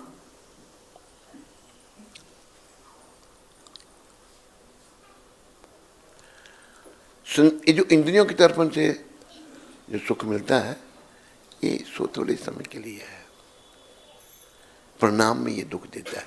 लेकिन जो तपस्या से सुख मिलता है वो सदा बना रहता है। भगवान कहते हैं 100 पुत्रों के माध्यम से हम सबको शिक्षा दे रहे हैं, ये शरीर भक्ति करके सदा रहने वाले सुख को प्राप्त करने के लिए है, ना कि थोड़े समय के लिए सुख पाकर परिणाम में दुखी होने के लिए है। तो असली धन भगवान के नाम का धन है। ये धन जो है परंपरा में 4 परंपराएं हैं, चारों प्रमाणिक हैं। ये आपकी परंपरा ब्रह्म माधव गौड़ीय संप्रदाय, दूसरी कुमार संप्रदाय, तीसरी श्री संप्रदाय, चौथी रुद्र संप्रदाय। चारों परम पुरुष भगवान विष्णु कृष्ण की भक्ति बताई है। लेकिन ये जो आपकी संप्रदाय है गौड़ीय संप्रदाय थोड़ी विशेष है। ये विशेष इसलिए है, इसमें स्वयं परम पुरुषोत्तम भगवान श्री कृष्ण कृष्ण चैतन्य महाप्रभु के रूप में प्रकट हुए और उन्होंने कलियुग के जीवों के कल्याण के लिए इस संस्था की स्थापना की कि कलियुग के लोग जो हैं इस संस्था के अंतर्गत अपने जीवन को सफल बनाए। जीवन की सफलता जो है वह भगवत भक्ति से है। महाप्रभु ने जो आदेश दिया है, महाप्रभु ने जो भक्ति सिखाई है, उसके अनुसार चलने में है, ना कि अभी देखो जैसे ऐसे भी प्रचारक हैं एकादशी नहीं रखनी, जबकि कृष्ण भगवान स्वयं एकादशी के बारे में युधिष्ठिर महाराज को बता रहे हैं। हरि बोल, सुनो, बच्चा है उसको बाहर ले जाओ। बच्चे को थोड़ा सत्संग का पता है कुछ क्या करना है, बाकियों का ध्यान बढ़ता है। तो हमें ये जीवन जो है तपस्या करने के लिए मिला, भगवत धाम में जाने के लिए मिला, ना कि इंद्रियों के तर्पण करने के लिए मिला। अगर हम इंद्रियों के तर्पण में लगेंगे तो भाई भगवान कहते तुमको इस शरीर में इंद्रियों का तर्पण करना था, जहाँ पर सुअर कुत्ते की जोनी में जा, कोई तेरे को रोक टोक नहीं है। फिर खूब इंद्रियों का तर्पण कर तुम, माँ कोई पत्नी बना ले, बहन को भी और बेटी को भी। ये मनुष्य केवल तपो दिव्यम ऋषि भगवान कहते हैं, तपस्या करके भगवत प्राप्ति के लिए। तो नाम की चर्चा हो रही थी, मीरा जी बता रही है असली धन जो है राम नाम का धन है, राम रतन धन। ये सदगुरु से मिलता है, गुरु परंपरा में होना चाहिए। और ये धन जितना जपोगे कम थोड़ा होगा, खर्चे ना कूटे चोर ना लेवे। इस धन को चोर चुरा भी नहीं सकता और खर्च करने से कम भी नहीं होगा। दिन दिन बढ़ते स्वभाव हो। अगर हम सच्चाई पे चलते हैं, नाम जपते हैं, भक्ति में जीवन को बनाते हैं, तो सत की नाव खवेटी या सतगुरु। सतगुरु जो है जैसे प्रभुपाद जी जैसे सतगुरु, वो हमको भवरूपी सागर से पार कर देंगे। भक्तों की कृपा के बिना भवरूपी सागर से नहीं पार हो सकती। आखिर मीरा जी कहती हैं, मीरा के प्रभु गिरधर नागर, मेरे प्रभु तो गोवर्धन को उठाने वाले भगवान है। बोलो गिरधर नागर भगवान की। मीरा के प्रभु गिरधर नागर, हरक हरक जस गायो। बड़ी खुशी से आपके गुणों का गान किया है। पायो जी मैंने राम रतन धन पायो। तो राम जी की चर्चा हो रही है। ककेई माता ने सब कुछ अपनी बेइज्जती भी कराने के लिए तैयार, सुहाग भी खोने के लिए तैयार, और राम जी खुश रहे। ये सीखना, ये शिक्षा है। हम लोग पाठ तो करते हैं, गीता का करेंगे, भागवत का करेंगे। आजकल जो व्यवसायी लोग बन गए हैं, गीता का पाठ करने की 12 लाख रुपया लेंगे 7 दिन का। किसी की 15 लाख फीस है, सुना किसी की 17 लाख तक भी फीस है। बेच रहे हैं, ना बेचने वाले को लाभ, ना खरीदने वाले को लाभ। बोलने वाला वो इसलिए बोल रहा है कि वो पैसे मिलेंगे। सुनने वाले को ऐसे से जब सुनने को मिला तो उसकी कोई शुद्धि नहीं होगी, और होगा क्या, नरकगामी हो जाएंगे। भगवत प्राप्ति के लिए, भगवत धाम में जाने के लिए, भगवत प्रेम प्राप्त करने के लिए निष्काम सेवा, कोई भौतिक इच्छा नहीं। कामना तो समाप्त नहीं हो सकती, पर कोई भौतिक इच्छा नहीं। तो कैकेयी माता ने राम जी को वनवास दिया, राम जी की इच्छा थी, लेकिन अब देखने में तो कुछ और दिख रहा है। दशरथ जी भी दुखी हो गए बेचारे, उन राम जी के वियोग में इतना प्रेम था, प्राण ही त्याग दिए अपने, राम जी के विरह में, राम जी के वियोग में प्राण त्याग दिए। और सारे अयोध्यावासी जो हैं वो सब राम जी के साथ वनवास जाने के लिए तैयार हो गए। इतना अयोध्यावासियों का राम जी से प्रेम था। वही प्रेम हम सब के अंदर है, इस बात को याद रखो। लेकिन वो भी सो रहा है, सुषुप्त अवस्था में है। उस प्रेम को जागृत करना है। वो प्रेम जागृत कैसे होगा? भगवत भक्ति से। श्रवणम कीर्तनम विष्णु स्मरणम पाद सेवनम अर्चनम वंदनम दास्यम साख्यम आत्म निवेदन। नवदा भक्ति के द्वारा, मनोधर्म के द्वारा नहीं। मेरे मन में जो है अपना रास्ता निकाल दिया मैंने ना। मेरे में 4 दोष हैं। जो बड़े बड़े प्रवक्ता बनते हैं ना, जनता को भटका देते हैं, उनमें 4 दोष हैं। पहला दोष, वो गलती करते हैं। दूसरा दोष, उनकी इंद्रियां अपूर्ण हैं। तीसरा दोष, धोखा देने की आदत है। चौथा दोष जो है वो अविद्या में है। 4 दोष अभी में है। लेकिन हमारा जो ज्ञान है, अभी ये भागवत है, ये भगवान वेद व्यास ने जो अवतार ने दिया है, उनमें दोष नहीं थे। भगवान वेद व्यास में कोई दोष नहीं था, वो शक्त विष अवतार थे। कृष्ण भगवान कोई दोष नहीं। हम लोग दोषों से भरे पड़े हैं। तो धर्म वही है जो भगवान के द्वारा दिया गया है।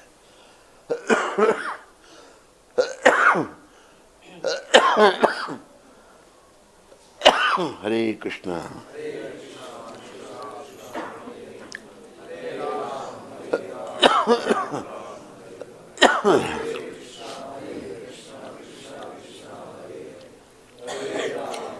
राम राम। धर्म वही है जो भगवान के द्वारा दिया गया है। धर्म लुप्त होता जा रहा है, लेकिन फिर भी कहीं ना कहीं बचा रहता है, बच जाता है। प्रभुपाद जी ने कहा था कि ये असंभव है कि सारी दुनिया भक्त बनेगी। ये संभव नहीं है। दुनिया भक्त है, लोगों के भाग्य नहीं है ऐसे। सारी दुनिया भक्त नहीं बन सकती। अगर कुछ लोग भी भक्त बन गए ना, तो दुनिया बच जाएगी। एक भी शुद्ध भक्त बन जाता है तो दुनिया को बचा सकता है। प्रभुपाद जी एक भक्त थे, दुनिया को बचाने का रास्ता तो बता ही दिया उन्होंने। अब बचना नहीं बचना दुनिया के ऊपर है, लोगों के ऊपर है। तो हमें ये भक्ति पथ को अंगीकार करके, शास्त्र की बातों को जीवन में धारण करके अपना उद्धार करना है। मनोधर्मियों के पीछे नहीं जाना, जिन्हें अपने मन से जो आया, जो ना शास्त्र को मानते हैं, ना पूर्ववर्ती आचार्यों को मानते हैं, जो उनके मन में आया बात इधर की इधर जोड़ देते हैं। कोई अगर पूछता है उनको ये काम, कहीं कहते हैं नहीं करना है, कहीं कहते हैं कर लिया करना। ऐसा तो है, कोई स्टैंड नहीं है, क्योंकि मन ऐसे विचलित है। और सुनने वाले बेचारे भटक जाते हैं, और ना इधर के रहते हैं ना उधर के रहते हैं। जैसे धोबी का कुत्ता, ना घर का ना घाट का। धोबी घाट में जाता है, कुत्ता कभी घाट में कभी घर में, ना वो घर का ना घाट का। धोबी कपड़े धोता है। तो हम बेकार ना बने, साकार बने, भक्त बने भगवान के। और जो प्रमाणिक गुरु प्रभुपाद हैं, जो चैतन्य संप्रदाय में ब्रह्म माधव गौड़ीय वैष्णव संप्रदाय में प्रकट हुए हैं, जो संप्रदाय ब्रह्मा जी से चली आ रही है, जो प्रमाणिक है, इसको अपनाकर इसके अनुसार चल के, ना कि जो कोई ढोंगी हमको जैसे कोई चलाए तो हम चल पड़े। वैसे लोग भी मूर्ख हैं, लोग भी ऐसा कोई सस्ता रास्ता ढूंढते हैं, आसान रास्ता ढूंढते हैं, उससे कल्याण नहीं है। जो शास्त्र से आधारित है, जो आचार्यों ने जिसको प्रमाणित किया, उसके अनुसार जो चलते हैं वही कहीं पहुंच पाते हैं, नहीं तो बाकी प्राय रास्ते में रह जाते हैं। और देखो, रास्ते में रह जाना, अपने गंतव्य स्थान को नहीं पाना, ये बहुत दुखदाई है, ये अच्छा नहीं है, बहुत दुखदाई है। जैसे बात हम एक सुनाते हैं ना आपको कि अभी पता कब लगता है, जैसे बच्चों में बचपना है, एक बच्चा पढ़ता नहीं है, बाकी बच्चे पढ़ते हैं, परीक्षा में बैठते हैं, जो नहीं पढ़ता वो फेल हो जाता है, और जब उसके साथी अगली कक्षा में चले गए तो उसको जो है बड़ा दुख हो रहा है। मैं भी अपने साथियों की अगली कक्षा में चला जाता, लेकिन पढ़ा नहीं था, वो रो रहा है अभी। तो वो जिसने पास फेल किया था, एग्जामिनर ने, वो उसके पास से गुजरा, उसको देखकर वो बच्चा जिसने पढ़ाई नहीं की थी, वो कहता है कि नंबरों की गठड़ी तेरे पास थी, अगर थोड़े दे देता तो क्या बात थी। ऊट पटांग उसने लिखा था पर्चे पर, कैसे उसको एग्जामिनर ने देख लिया, इसको मैंने फेल किया है, इसने लिखा सब बेकार था। तो वो एग्जामिनर उसको देख के कहता है, पुस्तकों की गठड़ी तेरे पास थी, अगर थोड़ा पढ़ लेता तो क्या बात थी, पढ़ाई तो तूने की नहीं, तो नंबर कैसे मिलेंगे। इस प्रकार के हमें भी ये भक्ति रूपी पढ़ाई करनी है, मेहनत करनी है, नंबर क्या मिलेंगे, भक्ति रूपी पढ़ाई, इसका नाश नहीं है, ये भक्ति अजर अमर है, अविनाशी है। पूर्ण भक्ति हो गई तो इसी जन्म में धाम में, अगर पूर्ण नहीं हो पाई, रास्ते में रह गए, तो फिर भी नाश नहीं है इसका भक्ति का, अगला जन्म वहीं से शुरू हुआ होगा जो इस जन्म में हमने जहां भक्ति छोड़ी है। इसलिए प्रभुपाद यही कहते थे। वैसे प्रभुपाद ने तो ये कहा कि हमें अगला जन्म लेने की भी इच्छा नहीं करनी चाहिए, इसी जन्म में पूर्ण भक्ति करके भगवत प्राप्ति करो, अपने घर को वापस जाओ, भगवान की ओर मुड़ो, back home, back to Godhead, वहाँ सुख रूपी रहो, और भगवान को जो धाम है वहाँ जन्म मरण कुछ नहीं है, शाश्वत जीवन है सभी का। हरे कृष्ण।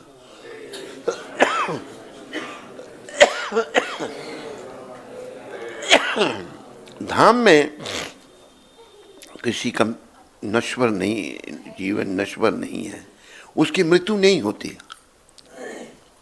देह जो है सच्चित आनंद है, सत्य है, ज्ञान से परिपूर्ण है, आनंदमय शरीर है। जैसे भगवान का शरीर है सच्चित आनंद विग्रह,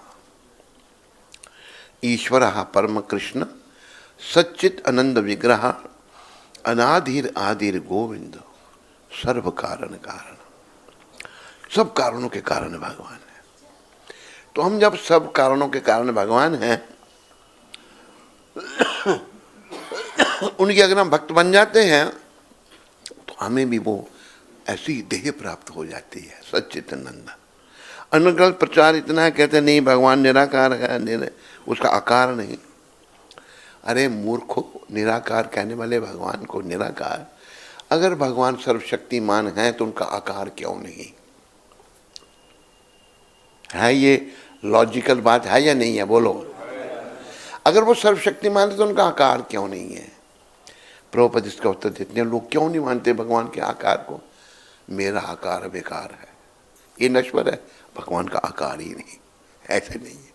भगवान का आकार ईश्वर परम कृष्ण सतचित आनंद विग्रह, ये ब्रह्मा जी ने शब्द कहे, सत्य, ज्ञान से परिपूर्ण आनंद, ऐसा भगवान का विग्रह है। ये विग्रह नाशवान है, लेकिन भगवान का विग्रह सत्य चित आनंद में है। सत्य है, उसका कभी विनाश नहीं, ज्ञान से परिपूर्ण और आनंद में है।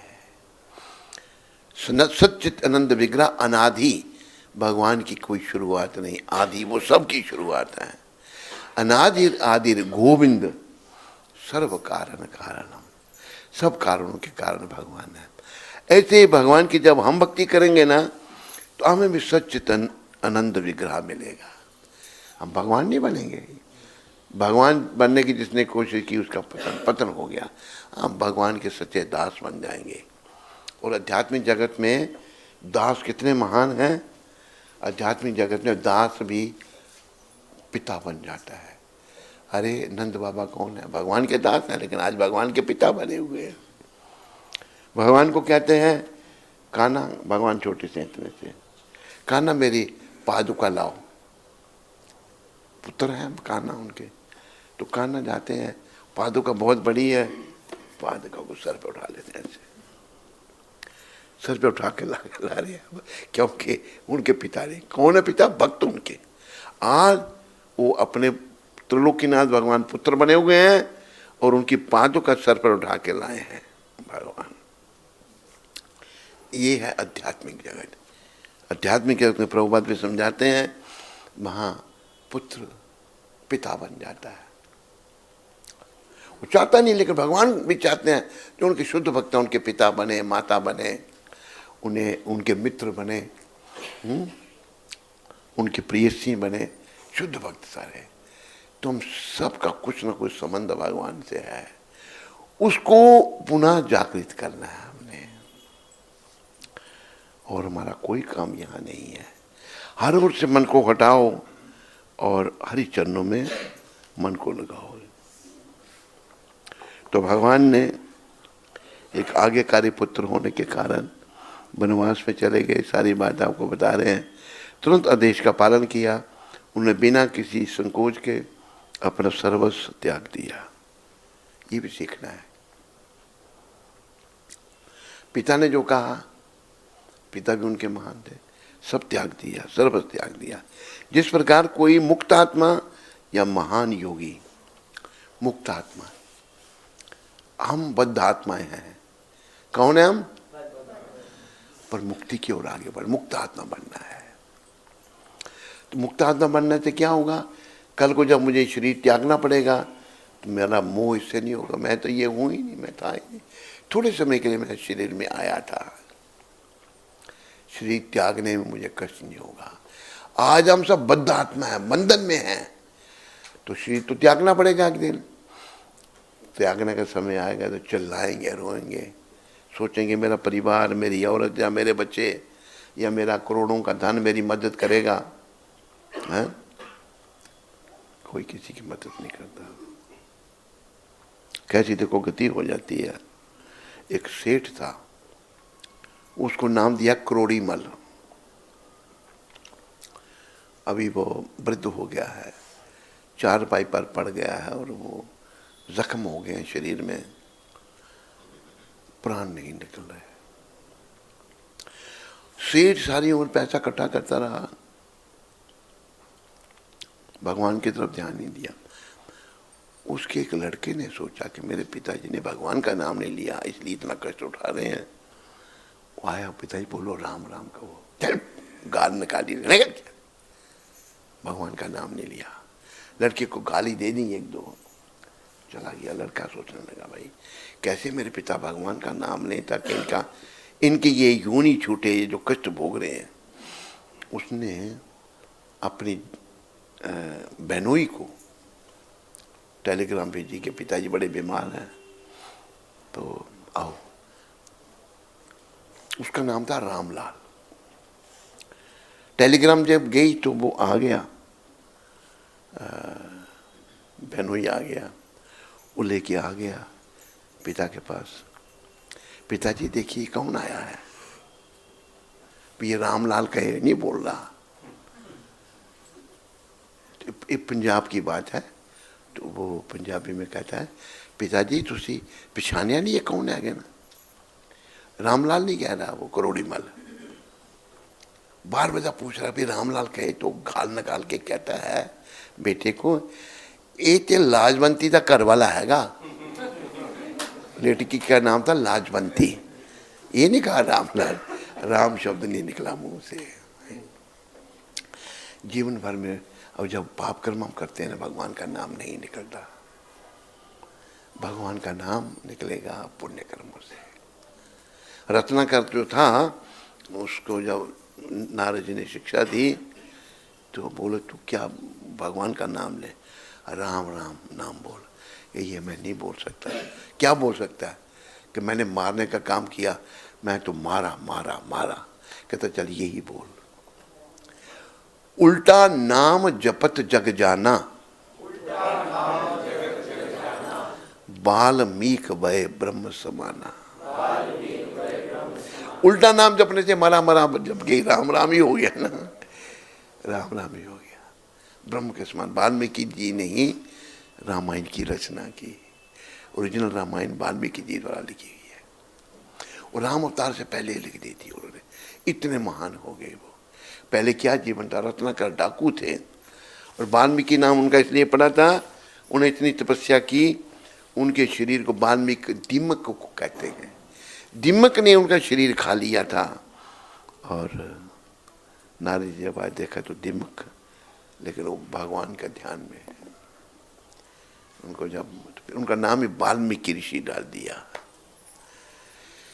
तो नाम का प्रताप, हमें भगवान को प्रसन्न करना है, जैसे ककेई ने प्रसन्न किया।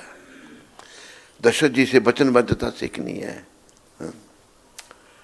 ककेई जी से बड़ी शिक्षा ये है कि भगवान के लिए, अभी देखो एक वीडियो भेजा किसी ने हमको, दिखाया मुझे, भेजा। वो एक मुसलमान कह रहा है, हिंदुओं तुम लोग तिलक क्यों नहीं लगाते, धोती क्यों नहीं पहनते हैं? मुसलमान कह रहा है, हिंदुओं को कह रहा है तो क्यों धोती नहीं पहनते, क्यों तिलक नहीं लगाते, तुम शर्म क्यों करते हो तुम लोग? मुसलमान शर्म करते हैं, ऊपर करके थोड़ा पजामा पहनने में बेकार लगता हो वैसा ही पहनते हैं। कहते सिख पगड़ी पहनते हुए शर्म करते हैं, तुम्हें शर्म क्यों आती है? मुसलमान एक शिक्षा दे रहा है, बड़े सुंदर शब्द उसने कहे। कहते मैं ज़्यादा नहीं कहूँगा आपको कि चलो आप हफ्ते में एक बार ही धोती पहनो, हफ्ते में एक बार ही तिलक लगाओ, इससे आप संगठित हो जाओगे। अभी हम बस सब 9-2-11 बने हुए हैं, पेंट कमीज पेंट नेकटाई पहननी बस है।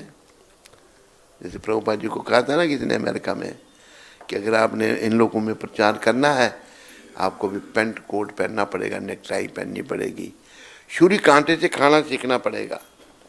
प्रभुपाद जी ने कहा था, I didn't come here to follow them, मैं यहाँ इनका अनुयायी बनने नहीं आया, अंग्रेजों का अनुयायी बनने नहीं आया। I came here to make them follow me, मैं इनको अपना अनुयायी बनाने आया हूँ। तो प्रभुपाद ने सारी दुनिया को अपना अनुयायी बना दिया। ये है भक्ति की शक्ति। चोटी रखने में शर्म आती थी, अंग्रेज चोटियाँ रखने, हम भी चोटियाँ रखने। मैं भी प्रभावित ऐसे एक अंग्रेज को देख करके उधर कनाट प्लेस में गांधी आश्रम में, गांधी वालों की अपना खादी की शॉप थी गांधी की, लंबी चोटी देख के मैंने कहा भाई ये कौन है, गोरा चोटी रखी है। वो चोटी मुझे आकर्षित करके मंदिर में ले आई, फिर वहाँ से वापस नहीं किया, मैं वहीं रहा। मैं तो गोरों को चोटी रखा दी, ये शास्त्र का आधार है। तिलक लगा दी, ये शास्त्र का आधार है। माला हाथ में दे दी, परिवर्तन ला दिया।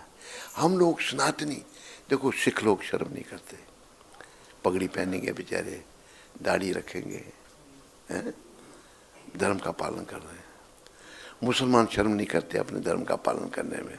मुसलमान ही कह रहा है, मुसलमान जो पजामा पहनते हैं थोड़ा ऊंचा पहनते हैं, कहता बेकार लगता है, लेकिन वो शर्म नहीं करते, ऐसा ही हमारे बताया है धर्म में। पर जिनके पास सनातन धर्म है, वो कभी इधर जा रहे हैं, कभी उधर जा रहे हैं, कभी इधर भटक रहे हैं, कभी उधर भटक रहे हैं, और अपने सरों को पटक रहे हैं और जगत में लटक रहे हैं। सनातनी जो हैं इनका काम है लोगों का मार्गदर्शन करना, खुद ही पथभ्रष्ट होकर तो दूसरों का क्या मार्गदर्शन करेंगे। कृष्ण भगवान ने प्रभुपाद जी को भेज के हमारा मार्ग तो बता दिया है। अभी मेरी आप सबसे यही निवेदन है, इस पर चलो। और ये प्रभुपाद जी के तात्पर्य के जो आखिरी शब्द हैं, आखिरी शब्द ये हैं कि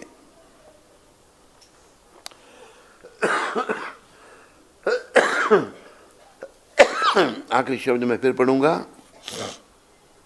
कि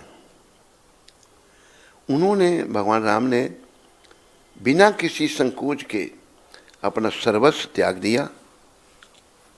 उदाहरण क्या है, जिस प्रकार कोई मुक्त आत्मा, हम मुक्त आत्मा नहीं, हम बद्ध आत्मा है, मुक्त आत्मा या महायोगी बिना किसी भौतिक आकर्षण के, भौतिक आकर्षण में दुनिया नहीं छोड़ने देगा ना, अपना जीवन त्याग दिया।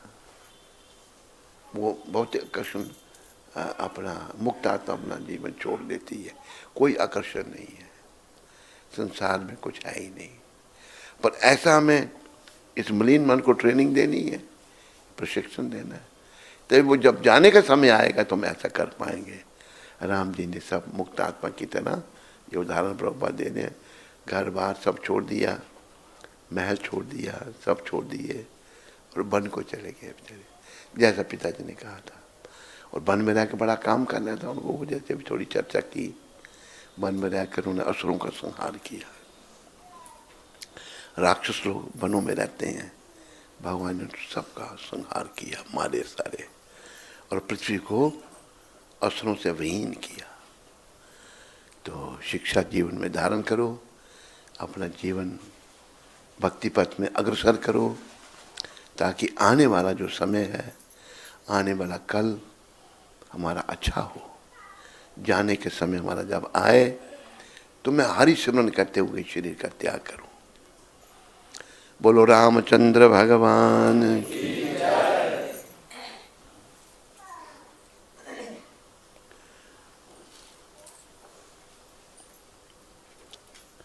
आज क्या शिक्षा दी प्रभुपाद जी ने? 9 तारीख को भक्तदास को पत्र लिख रहे हैं प्रभुपाद, 1972 को, आज की डेट में। मैं केवल सलाह दे सकता हूं और जहां तक संभव हो उसका पालन किया जा सकता है, किंतु मैं किसी के साथ जबरदस्ती नहीं कर सकता।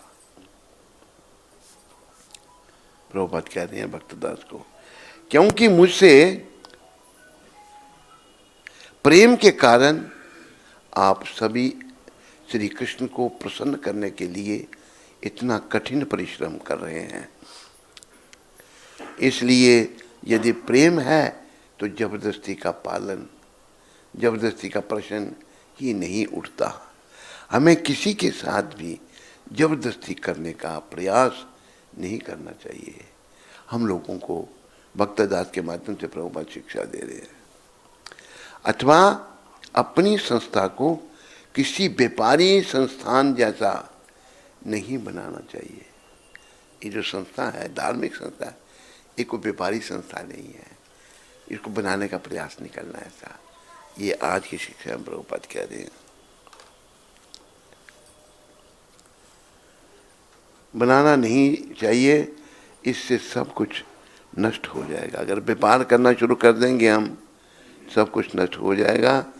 प्रत्येक प्रयास में हमारा एकमात्र उद्देश्य आध्यात्मिक जीवन में प्रगति करना अथवा श्री कृष्ण को प्रसन्न करना है। प्रभुपाद क्या कह रहे हैं? प्रत्येक प्रयास में, जो भी प्रयास हम करें, उसमें क्या होना चाहिए? हमारा एकमात्र उद्देश्य आध्यात्मिक जीवन में प्रगति करना अथवा श्री कृष्ण को प्रसन्न करना। ये ध्यान रखो, ये बड़े जरूरी शब्द हैं जो आज की शिक्षा में प्रभुपाद ने कहा है। हमारे जीवन का उद्देश्य भगवान को प्रसन्न करना है और आध्यात्मिक प्रगति करना है। इससे मिलता जुलता मैं कहता हूँ प्रभुपाद कृपा से आयु तुम्हारी बढ़ती जा रही है, मृत्यु पथ पे हमारी प्रगति हो रही है नहीं हो रही? बिना कुछ किए हो रही है, लेकिन आध्यात्मिक प्रगति के लिए प्रयास करना होगा। अब जैसे कल का दिन मेरे जीवन का मर गया, आपके जीवन का भी मर गया, हम एक दिन और मृत्यु के निकट आ गए। जैसे एक महान आत्मा की हमसे भेंट हुई, महान आत्मा तेरे कर्म लेके चल रही है, कुछ पुण्य भी है, महान आत्मा को समझाते हैं उसको हम। वो महान आत्मा कहती है जब आप मर जाएंगे तो फिर मैं कहाँ जाऊंगा। तो हमें मारने के लिए आया है, वो गुरु बना के वो मारना चाहता है। जैसे हो सकता है वो अमर है, उसने मरना ही नहीं बेचारे ने, क्या पता हमसे पहले वही मर जाए, पता थोड़ा कुछ। लेकिन ऐसी बुद्धि हमारी दूषित हो चुकी है, हमें अपने सुख सुविधा की पड़ी हुई है। ये नहीं अपना सुधार करें, तपस्या करें, मलिन मन को शुद्ध करें, नहीं। एक माता को तो दीक्षा दी हमने लंदन में, ब्रिज देवी उसका नाम रखा। उसका जो खस्म था उसने उसको छोड़ दिया है, अकेली रह रही है। मैंने कहा तुम उधमपुर आके रहो, आश्रम है वहाँ पर भक्ति करो। कहती अब जब तक आप तो हैं ठीक है, आप मर जाएंगे तो मेरा कौन, मतलब वो अमर है, मरना मैंने ही है, उसने नहीं मरना। कैसी बुद्धि हो लगी लोगों की, कैसे लोग बुद्धिमान हो चुके हैं। बुद्धिमान है नहीं, बुद्धिमान है नहीं। ये कहता जी महाराज बुद्धिमान है लोग, जी महाराज कहा ना बुद्धिमान है ना। क्या अच्छा अच्छा। तो हमें हम मृत्यु पथ में आगे बढ़ते जा रहे हैं, मृत्यु निकट आ रही है, इसमें कोई प्रयास करने की जरूरत ही नहीं है। उर्दू के शायर ने कहा है, सुबह होती है शाम होती है, उम्र यूं ही तमाम होती है। सुबह शाम में उम्र चली जाती है।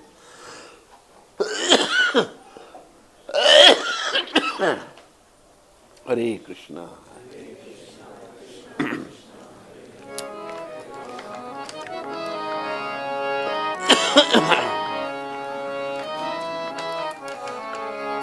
हे राजा राम तेरी आरती उतारूं,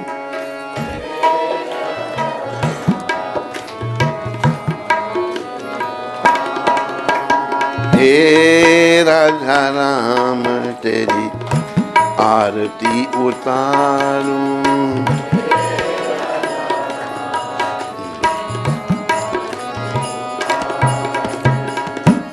आरती उतारूं प्यारे तुमको मनाऊं,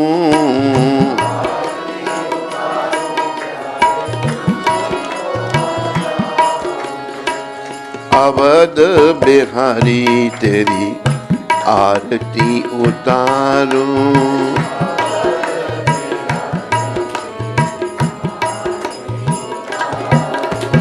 हे राजा राम तेरी आरती उतारूं।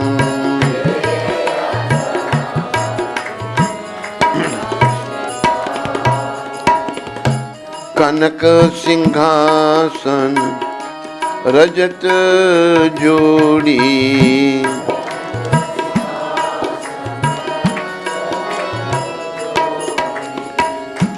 दशरथ नंदन जनक किशोरी,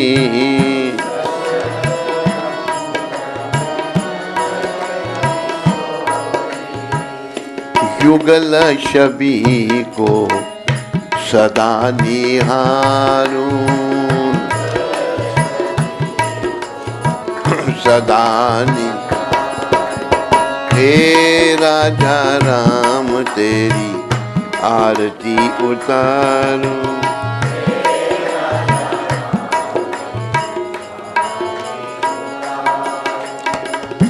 वाम भाग शोभित जग जननी,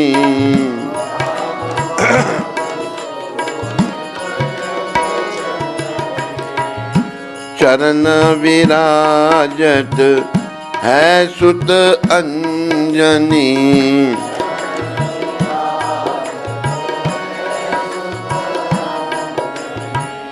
उन चरणों को सदा पखारूं।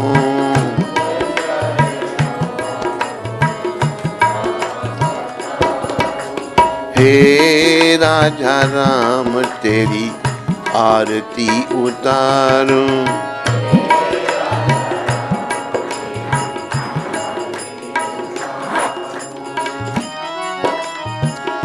आरती हनुमत के मन भाए।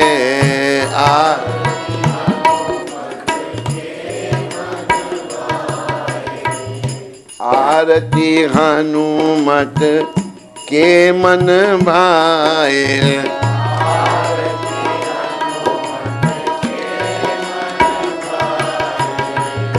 राम कथा नित शिव जी गाए।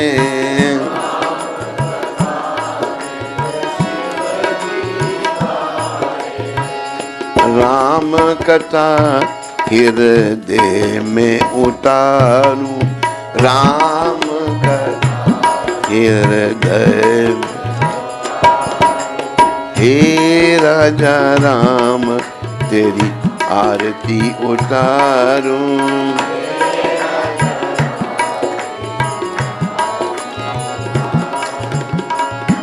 चरणों से निकली गंगा प्यारी।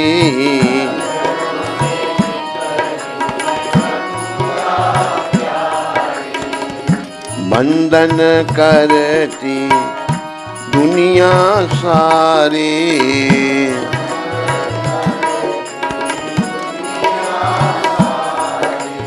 उन चरणों में शीश नभाऊं। शीश निभा।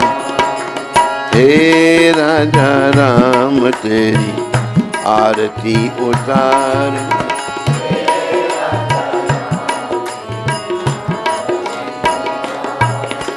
श्री राम जय राम जय जय राम।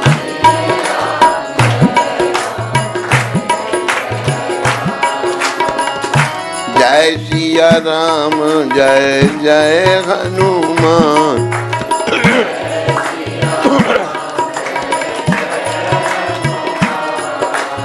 जय सिया राम जय जय हनुमान।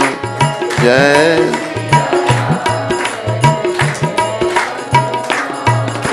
श्री राम जय जय राम।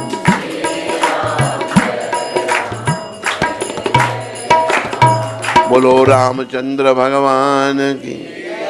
बोलो सीताराम लक्ष्मण हनुमान की जय। ओम विष्णुपाद परमहंस परिव्राजकाचार्य अष्टोत्तर सहस्री शिला भक्ति वेदांत गोस्वामी महाराज शिला प्रभुपाद की जय। ओम विष्णुपाद परमहंस परिव्राजकाचार्य अष्टोत्तर सहस्री शिला भक्ति सिद्धांत सरस्वती ठाकुर महाराज प्रभुपाद की जय। अनंत कोटि वैष्णववृंद की जय। नामाचार्य श्री हरदास ठाकुर की जय। प्रेम से कहो श्री कृष्ण चैतन्य प्रभु नित्यानंद श्री अद्वैत गदाधर शिवासदि गौर भक्तवृंद की। श्री श्री गौर राधा कृष्ण गो गोपीनाथ श्याम कुंड राधा कुंड गिरि गोवर्धन की। श्री श्री वृंदावन मथुरा धाम की। श्री श्री नवदीप द्वारका धाम की। श्री धाम मायापुर धाम की। श्री श्री यमुना मई गंगमयी की। श्री श्री तुलसी देवी भक्ति देवी की। श्री श्री सामवेद भक्त वृंद की। श्री श्री युग धर्म हरिनाम संकीर्तन की जय। संकीर्तन यज्ञ की जय। हमारे प्यारे गुरुदेव पूरी दुनिया में सनातन धर्म का प्रचार करने वाले जगत गुरु शिला प्रभुपाद की जय। बोलो वृंदावन धाम की जय। निताय गौर प्रेमानंदी। निताय गौर प्रेमानंदी। सब भक्तों की जय जयकार। सब भक्तों की जय जयकार, गुरु और गौरांग की जय जयकार। हरे कृष्ण। पावन श्री गुरु महाराज की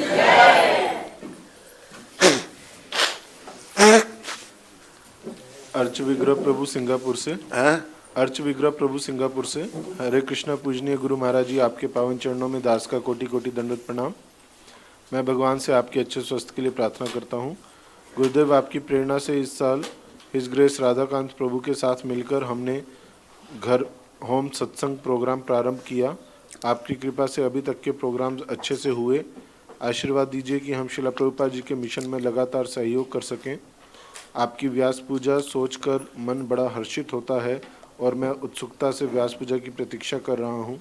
आपका पतित शिष्य अर्च विग्रह दास। अर्च विग्रह जी, आपका धन्यवाद।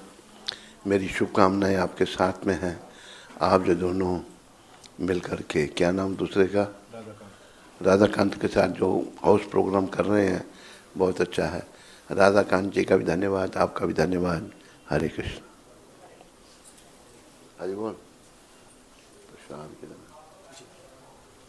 उसको साइड में रखो ना, उसको कहाँ रस्ते में कहाँ रखेंगे। हरे